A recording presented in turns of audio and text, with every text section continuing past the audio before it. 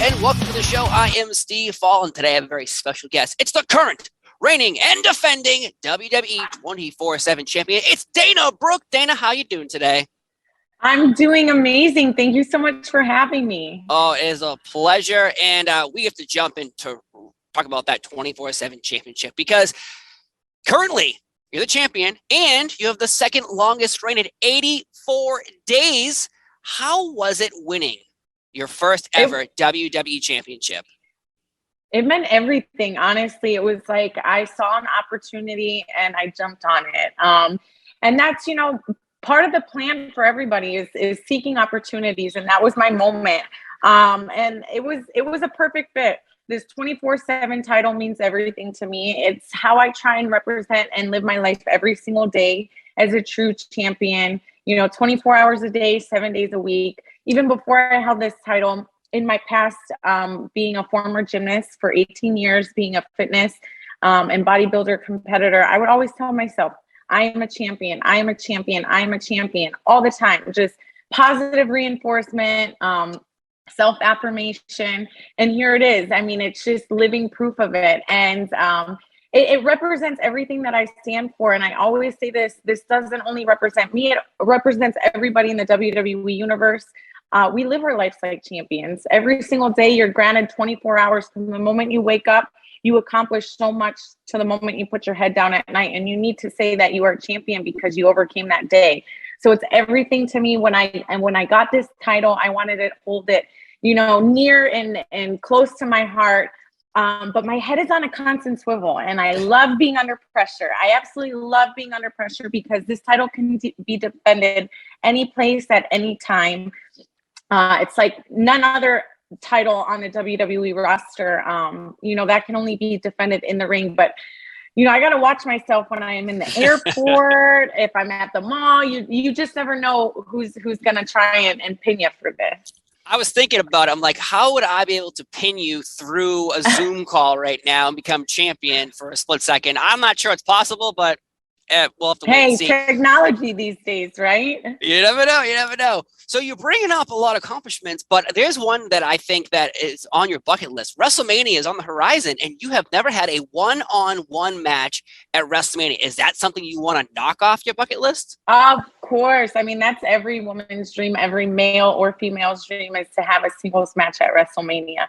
I always say that this title meant like I'm just, starting. I dip my toes in the water, right? It's like my toes are in there. I'm going to take a full jump soon. And I love the competition right now in the women's division. It is hot. It is, it's like never before. And having this title as a woman means everything. I can represent the women's division with this as well. And I would absolutely love to go after Charlotte Flair. I mean, honestly, we've had our feuds in the past.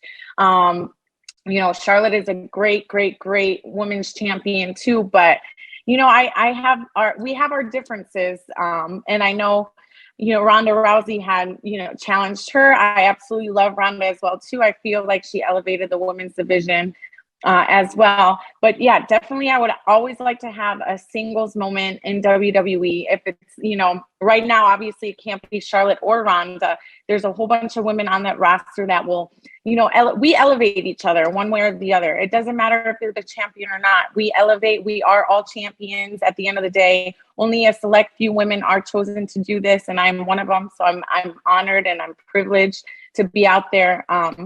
Another thing that I would absolutely love is I was super close to grabbing those women's tag team titles when I was with Mandy Rose. I would absolutely love to find a tag team partner and go for those as well too.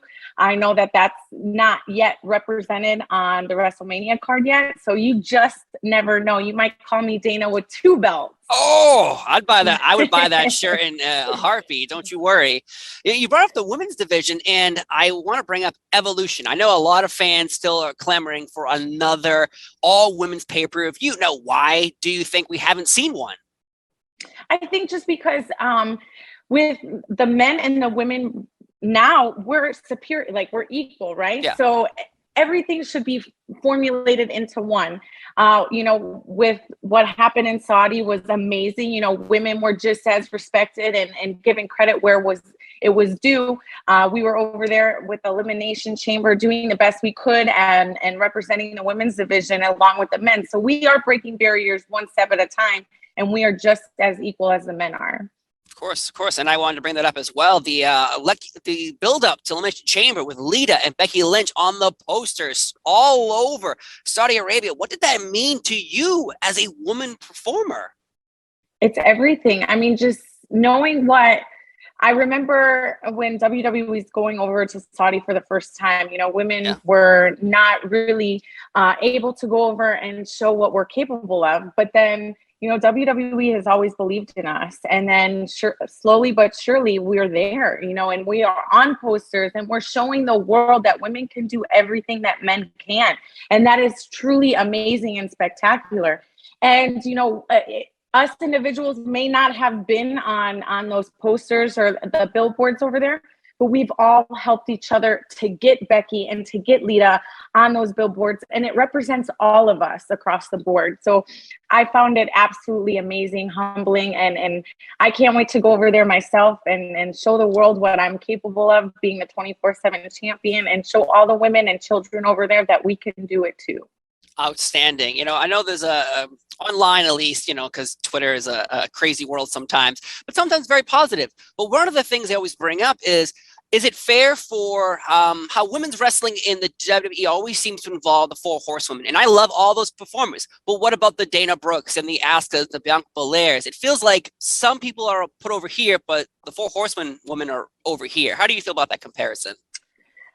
Like I said before, with this title, it brings a lot of pressure, and having the four horsemen over there brings a lot of pressure to me. And I always like to be under pressure because that brings out the best of me as a person. I've always been in individual sports as a gymnast, as a fitness competitor. Now, even in wrestling, it's an individual sport. So having that as a goal means everything to me. And, you're always going to have those haters and you're going to have those doubters.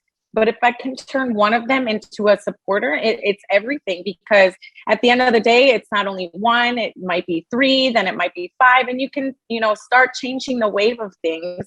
And, with the four horsemen, women, we've all supported them. We've all helped them become who they are right now. So it's a group effort. I don't want to take anything from them because they are, great in-ring competitors, but we are just as great as them too.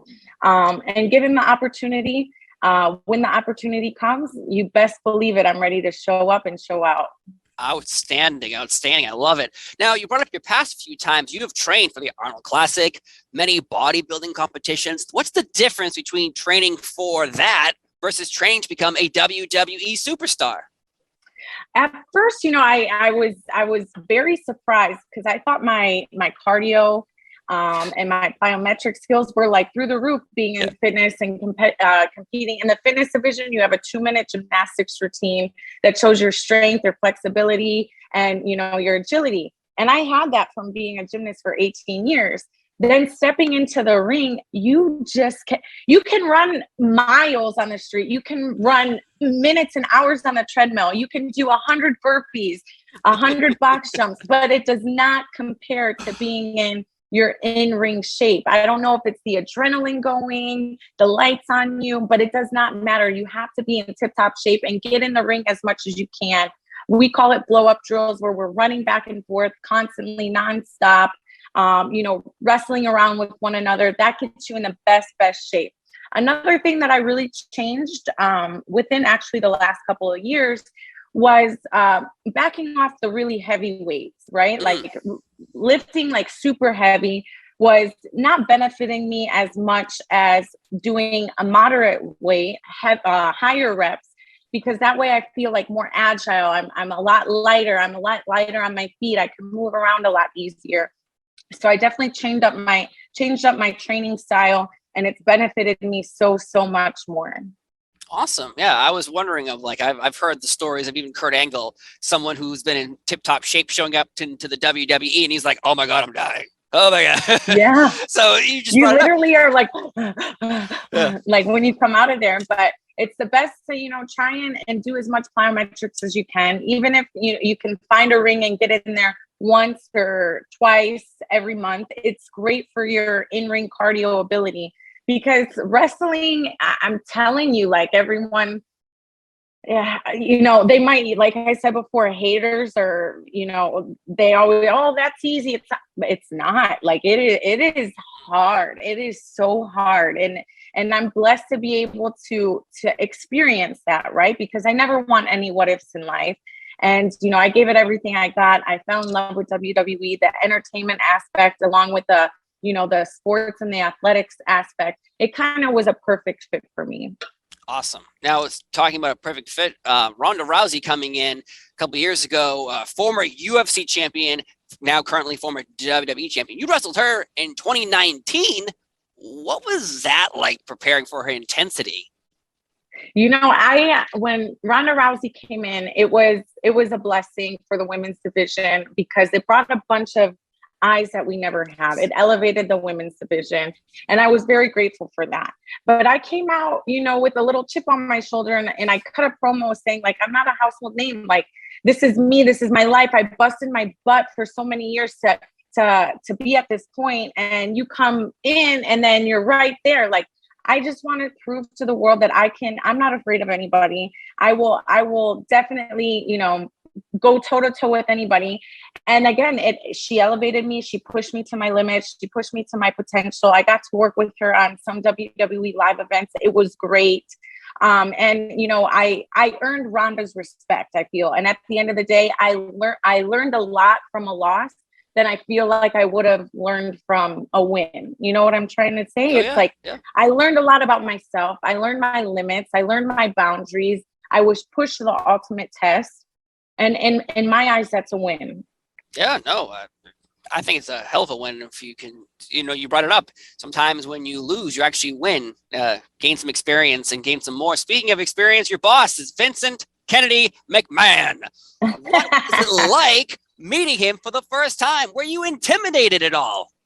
Yes, most definitely. The way I look at it is like the president, even higher than the president. He's in the meetings, then he goes to his office, and it's like a line out the door, people knocking to say hi or go in and talk to him about things like that. And when I had first met him, it was just like I came back.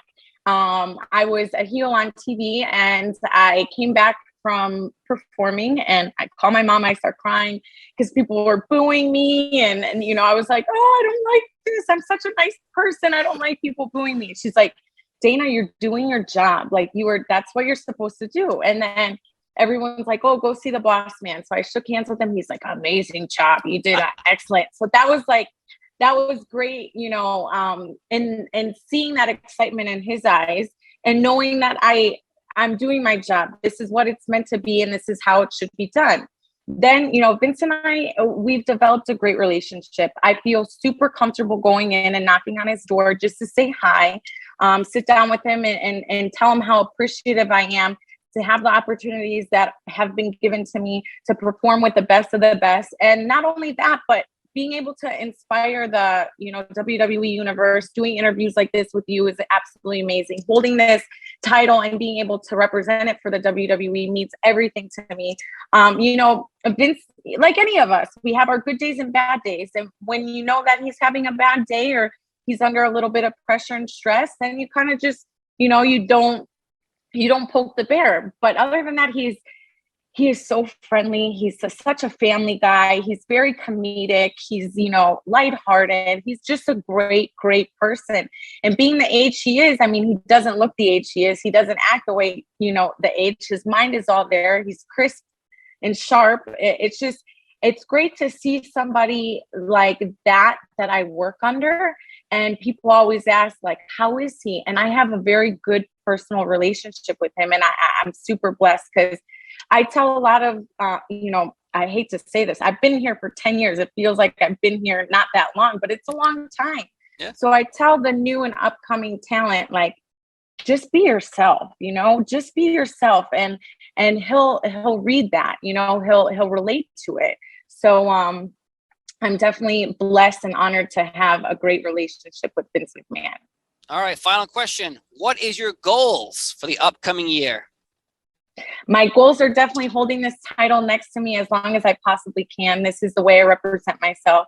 Another would to have another title over here on my right shoulder. I would love to definitely go with like I said, the women's tag team titles. I was that close, but honestly, a goal of mine would become the Raw or SmackDown's women's champion. I think that would just be the, icing on the cake. It would just mean everything, but more importantly, inspire the world, show everybody that anything can be accomplished. Never say never. And if I can do that, I feel like I've won at the end of the day. Outstanding. Dana Brooke, the current reigning and defending 24/7 champion. I did not get the opportunity to pin you through Zoom, but there's always another day or an opportunity. Always. Thank you so much for being here. Thank you so much. You have a great day. I appreciate it. You too.